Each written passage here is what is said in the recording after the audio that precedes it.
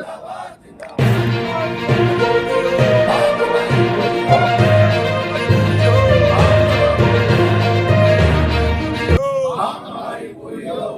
हक देना होगा, देना होगा, देना होगा, हमारा हक देना होगा, देना होगा, देना होगा। देखिए, अभी पटेल नगर के थाने से हमारे जो एमटीएस के कुछ कर्मी हैं वो बाहर आए हैं। उनको जबरन आज बिना किसी नोटिस के उनको मैं कहूँ तो अरेस्ट कर लिया गया और वहाँ का जो धरना था उसको ख़त्म करने की जबरन कोशिश कराई गई।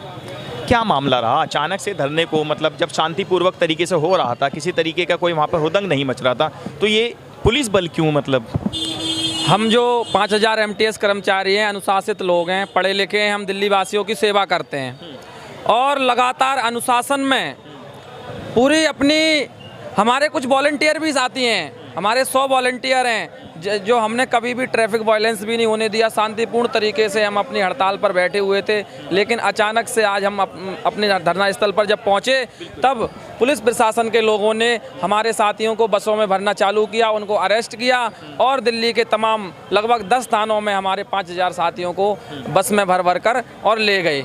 इसी तरह हमारे पटेल नगर थाने में हमारे कई सैकड़ों साथियों को भर कर लाए। हम सुबह से यहीं पटेल नगर थाने के अंदर थे। हमारी बात हुई पुलिस प्रशासन के लोगों से, हमने कहा आपने हमें क्यों अरेस्ट किया? उन्होंने कहा हमारे ऊपर से दबाव है। भाई, ऊपर से क्या दबाव है आपके ऊपर?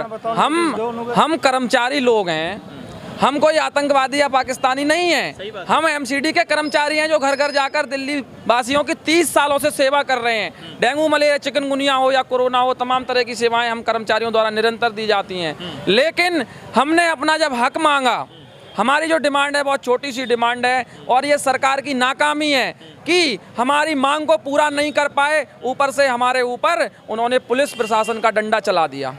लेकिन मैं आपके चैनल के माध्यम से बताना चाहता हूं, अंदर हमने पुलिस प्रशासन के लोगों को भी बताया कि आप हमें यहां लेकर आए हैं तो आप हमारा फैसला करवाइए, हम थाने के अंदर ही अपना धरना प्रदर्शन जारी रखेंगे। उन्होंने कहा आप अंदर नहीं बैठ सकते। हमने यही कहा कि आप हमें कोई जगह प्रोवाइड कराइए और नहीं तो हम कल सभी 5000 एमटीएस कर्मचारी गेट नंबर 5 सिविक सेंटर के बाहर 9 बजे अपनी धरना स्थल को जारी रखेंगे और अपनी हड़ताल पर पिछले 31 दिनों से जो हम हड़ताल करते आ रहे हैं उसी तरह हम कल फिर से वहीं बैठेंगे। अच्छा, देखिए, आपने धरना स्टार्ट करने से पहले इन्होंने मुख्यमंत्री रेखा गुप्ता से भी मतलब गुहार लगाई थी और उनको लिखित में भी इन्होंने बताया था कि हम ये धरना प्रदर्शन कर रहे हैं, लेकिन उन्होंने आश्वासन दिया था कि आपको धरना करने की ज़रूरत नहीं है, आपकी मांगे मांग ली जाएगी। दिल्ली सरकार से आपकी कुछ मांग है या दिल्ली सरकार का क्या रवैया आपके प्रति? हमारी मुख्यमंत्री महोदया जी से भी लगभग 20 दिन पहले मीटिंग हुई। उन्होंने हमें आश्वासन दिया कि मैं एमसीडी प्रशासन शासन से आपकी बात करूंगी और आपकी जो मांगे हैं, हमारा जो 41 करोड़ रुपए का बजट है वह देने को तैयार थी। लेकिन जब हमारे एमसीडी के अधिकारियों से हमारा जो डाटा मांगा गया, बजट मांगा गया, तो हमारे अधिकारियों ने उस बजट को 4000 करोड़ पर ले गए और उन्होंने दिल्ली सरकार से, मुख्यमंत्री महोदया से 4000 करोड़ का बजट मांग लिया। सीधी सी बात है, जब आपको नहीं देना है तो आपने 4000 करोड़ का बजट मांग लिया। हमारे अधिकारी निरंतर 1 महीने से और पिछले कई सालों से गुमराह करने में लगे हुए हैं। हमारी मुख्यमंत्री महोदया जी ने हमें आश्वासन दिया था कि हम आपका बजट दे देंगे, लेकिन इन्होंने जो गलत डाटा दिया उसकी वजह से आज परिणाम ये है कि इन्हीं लोगों के इशारे पर पुलिस ने हमारे ऊपर डंडा चलाया और हमें बिना कोई नोटिस दिए उन्होंने कहा कि धारा 144 लगी है। धारा 144 पिछले 1 महीने से कहाँ थी? सही बात है। हम शांतिपूर्वक बैठे हुए हैं, हमारी मांगे जायज़ हैं। पुलिस प्रशासन के लोगों से भी हमारी बातचीत हुई, उन्होंने कहा आपकी मांगे जायज़ हैं। हमने कहा जब हमारी मांगे जायज़ हैं, निगम प्रशासन भी यही कहता है, पुलिस प्रशासन भी यही कह रहा है, हमारे नेतागण भी यही कहते हैं, लेकिन देने को कोई तैयार नहीं है। मेयर साहब कहते हैं एमटीएस हमारे भाई हैं और इनकी समस्याएं अगले 24 या 48 घंटे में रिजॉल्व हो जाएंगी। हम कैसे भाई हैं आपके? अपने ही भाइयों पर आपने डंडा चलवा दिया। लेकिन मैं आपके चैनल के माध्यम से फिर कहना चाहता हूं, हम पीछे नहीं हटेंगे, डटे रहेंगे, चाहे जो भी हो अपना हक लेकर ही उठेंगे।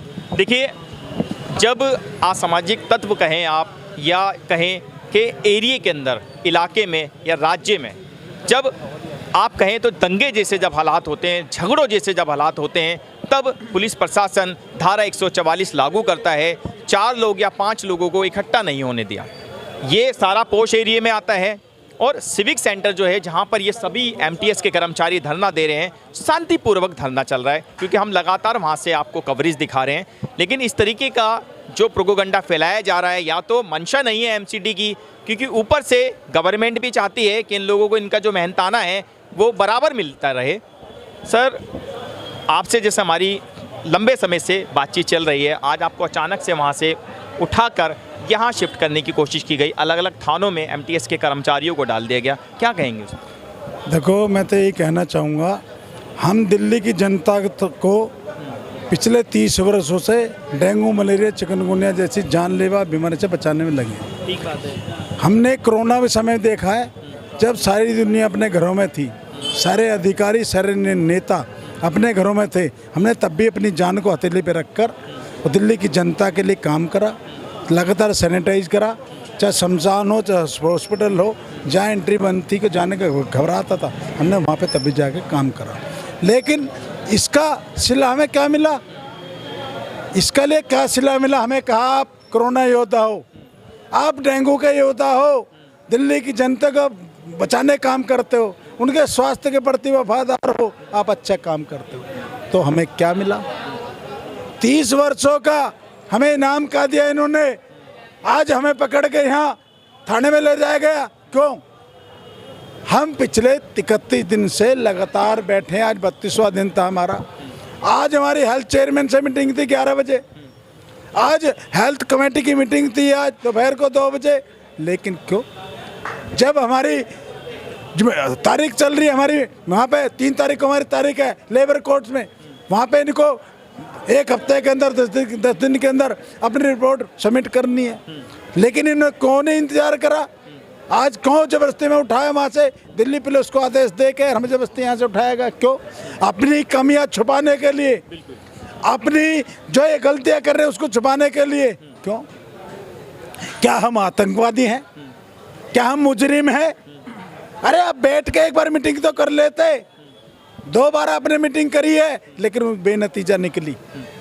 सिर्फ आश्वासन से हल नहीं होते हैं। अरे वो कर्मचारी हम दिल्ली की जनता को बचाने काम करते हैं, लेकिन आज उनके लिए आज क्या इनाम दिया आपने? क्या इनाम दिया आपने? कर्मचारी को जबरदस्ती वहाँ से उठाने की कोशिश करी है। ये कर्मचारी हटने वाला नहीं है। अच्छा, आप दिल्ली सरकार से यानी कि मुख्यमंत्री रेखा गुप्ता से कोई अपनी बात रखना चाहते हैं? मैं यही कहना चाहता हूँ आपके माध्यम से कि हमारी मुख्यमंत्री से पहले 2 बार मीटिंग हो चुकी है और उन्हें बड़े अच्छे तरीके से मीटिंग हुई है हमारी उनसे।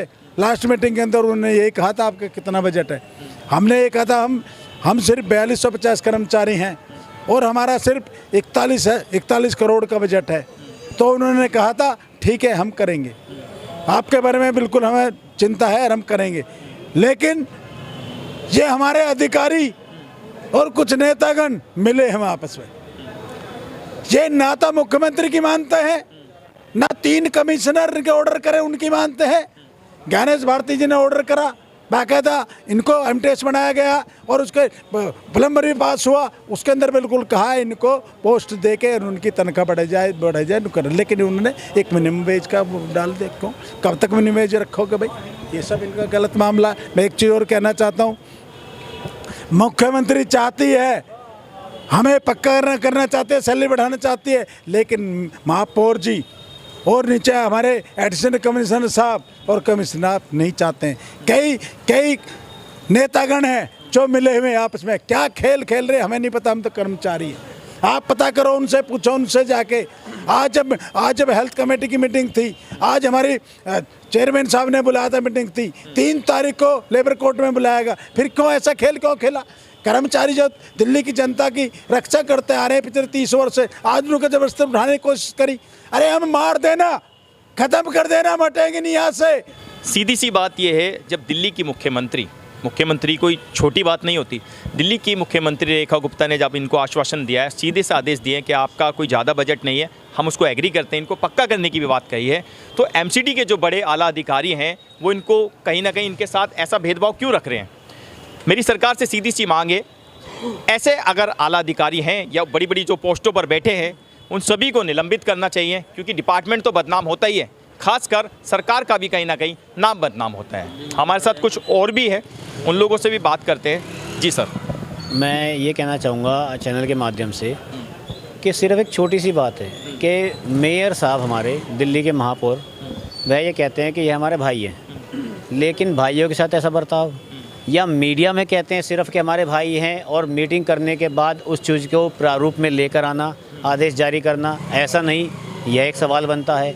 दूसरा सवाल ये बनता है, जब दिल्ली सरकार मुख्यमंत्री माननीय रेखा गुप्ता जी जब हमारा कार्य करने को तैयार है, बजट देने को तैयार है, और नगर निगम के अंदर कहीं ना कहीं भेदभाव होने के कारण क्या दिल्ली सरकार नगर निगम की आपस में नहीं बन रही? क्या ऐसा सवाल पूछना गलत है? क्या दिक्कत परेशानी आ रही है जो कर्मचारियों की मांग को नहीं सुना जा रहा? सिर्फ छोटी सी मांग यही, जो 212 कर्मचारियों को 13 कर्मचारियों को वेतन दिया जा रहा है, या तो वह नगर निगम के सगे कर्मचारी हैं और हम उनके सौतेले कर्मचारी हैं, और नहीं तो फिर जो हमारे को पदनाम दिया गया उसके अनुरूप हमें वेतन दिया जाए, जिसमें हमारा डिफरेंस ज़्यादा नहीं 5-7 हज़ार का डिफरेंस है, जो हमारे प्रधान जी ने बता दिया है आपको। उसके अनुसार हमारा कार्य हो सकता है, बहुत आसानी से हो सकता है, लेकिन देरी क्यों?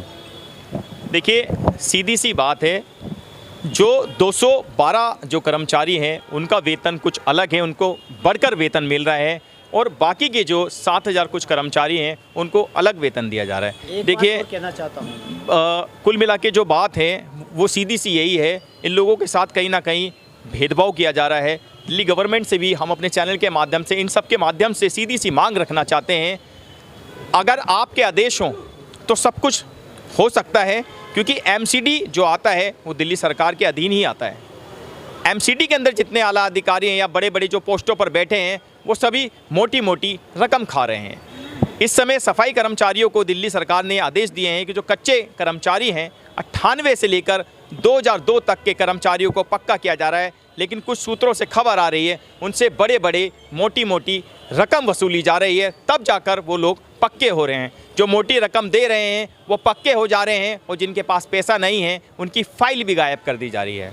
आप बने रहिए हमारे साथ, देखते रहें हिंदुस्तान टुडे 24 न्यूज़।